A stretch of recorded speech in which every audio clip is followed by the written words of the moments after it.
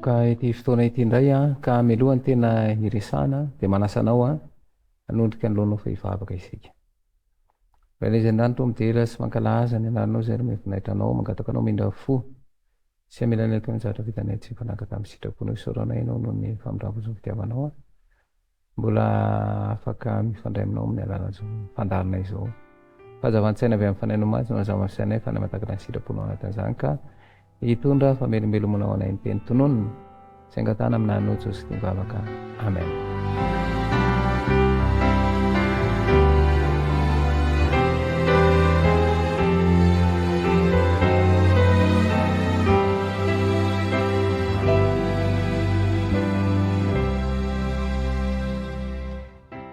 Tany amin'ny famoronana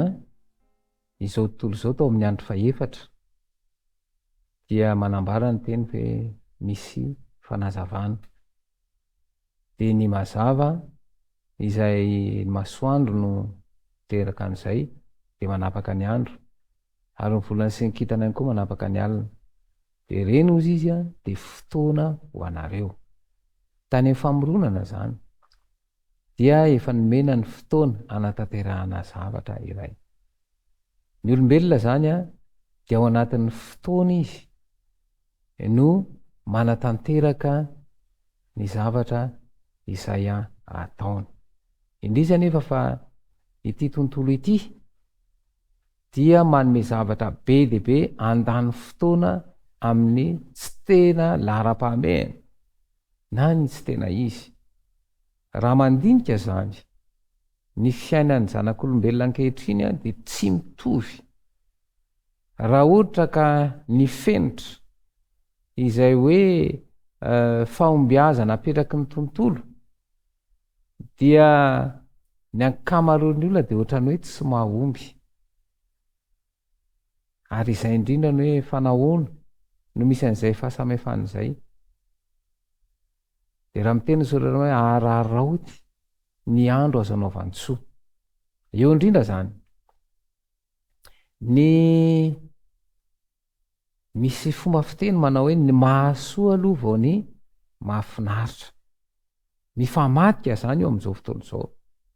fa lasa ny mahafinaritra indray no tediavan'ny olona tady fahafinaretana izy ary mandany fotoana be dehibe izy amin'ny fitediavana fahafinaretana fa raha ny zavatra mahasoa dia tsy mikatsaka izany intsony lasa betsaka zany zao mahavariana ary ireny zany de miteraka olana ka raha vao tsy tonga saina izany ny amin'ny fahaizana mifeny fotoana dia ireny no misy fiantraikany any amin'ny fomba fijery sy ny fomba fisainana dia tsy tafavoaka araky ny eritreretana na ny tokony ho izy noho izany napetraka amin'ny olombelona zany ny fifehezana ny fotoana ny olombelona zany no mifehy fotoana fa tsy ny fotoana no manenjika azy ary zay indrina hoe rotoroto sy miazakazaka zany no hita satria manao zavatra ity tontolo de mameraka hoe manao zavatra mihoatra ny tokony ho vita de enjehana daholo ny etsy sy eroa de tsy le tena izy no tanterahana fa lay programa hafa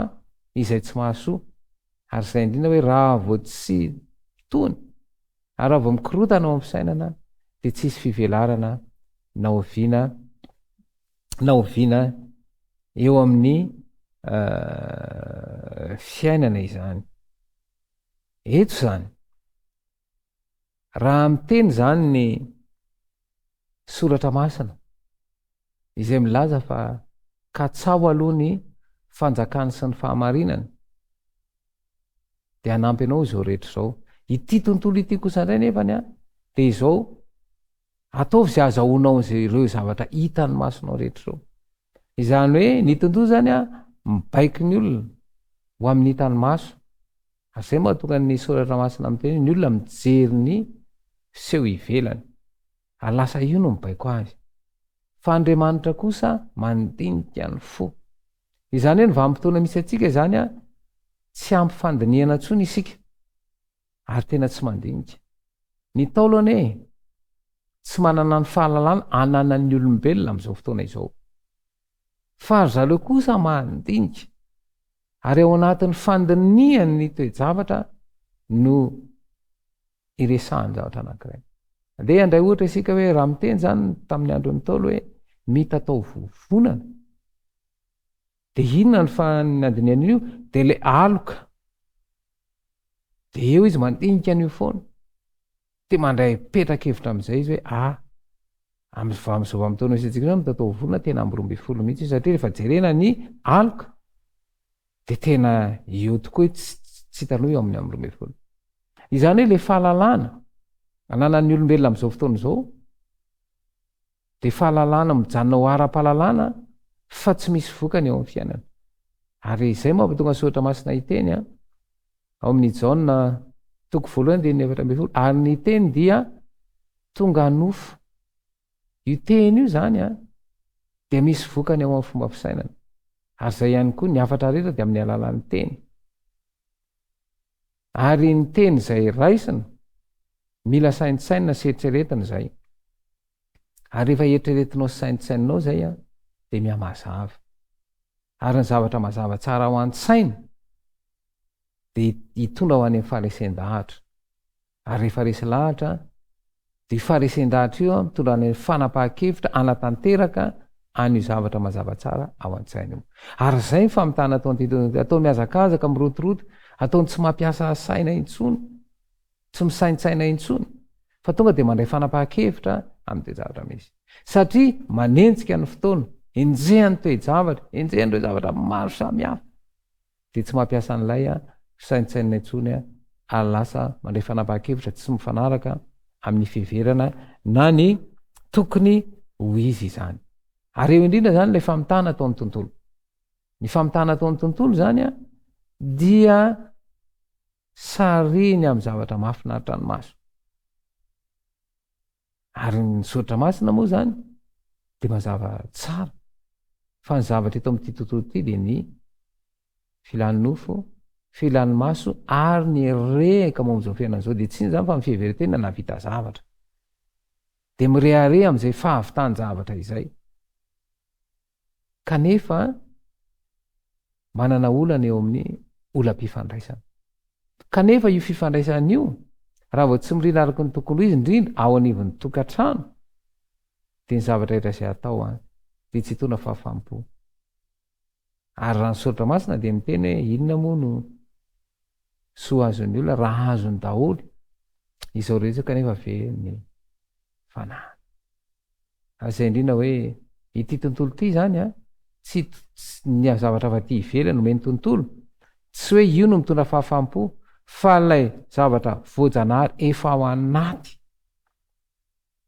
izay mitondra fahafaham-po, izay ny tena izy. Fa ity tontolo ity misarika anao ho amin'ny zavatra vita ivelany, de zay mahatonga ny olona manana olana. Tena olana ty fiainana ity, tena sahirana, satria lay fenitra apetraka ny tontolo izay fenitry ny hoe zao no hoe tena izy, zao ny tena tsara, dia lasa iny no katsahany. Ary manana olana satria mihevitra rehefa azo reny de hitondra fahafaham-po, kanefa tsy mahita fahafaham-po amin'ny zavatra zay omeny ity tontolo misy atsika ity. Noho izany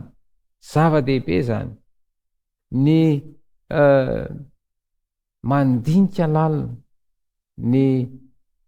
ifandiniana io de tsy manana n'intsontsika, tsy mandinika fa tonga de mandray fanapahan-kevitra. Kanefa ao anatin'ny fandiniana, ao anatin'ny famakafakana de isy zavatra azava tsara ao an-tsaina.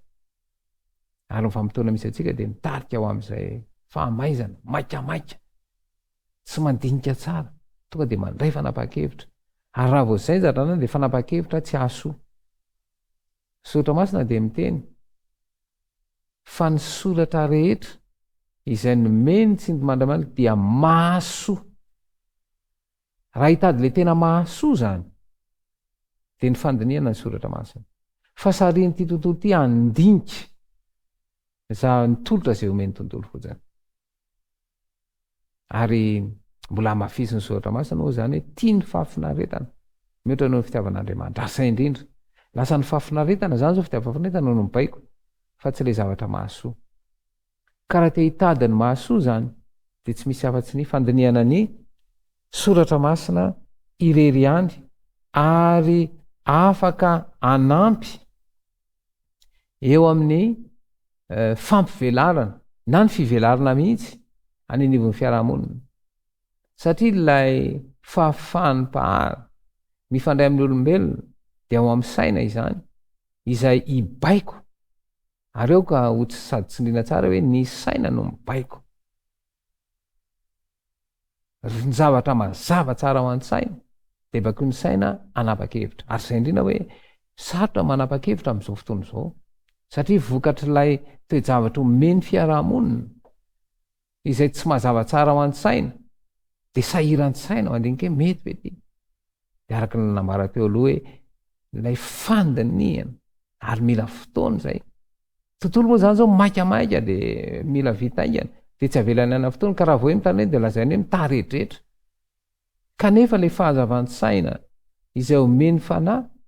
ho any amin'ny tena fahombiazana zavatra tena vita maharitra ny famakiana mantsy vita ny gily fa tsy maharitra e mandalo vetivety fa lay maharitra de mila fotoana mandinika tsara ary efa mazava tsara ny hevitrina de malefa anavy de hitanao fa maharitra ny toejavatra ka ity tontolo misy atsika ity dia mamily no fisainana ary mitarika ao amin'ny zavatra ivelambelany a mandalo fotsiny a tsy misy fototra ary tsy miorina tsara de mora mikrosy de zay momba tonga ny olona am'izao fotoana izao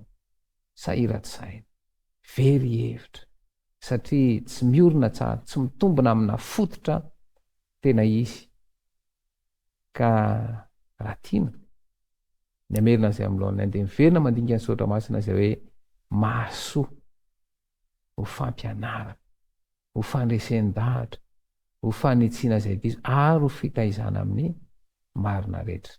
raha te handray ny tena fitaizana izany de ny ambaran'ny soratra masina ary tena zava-dehibe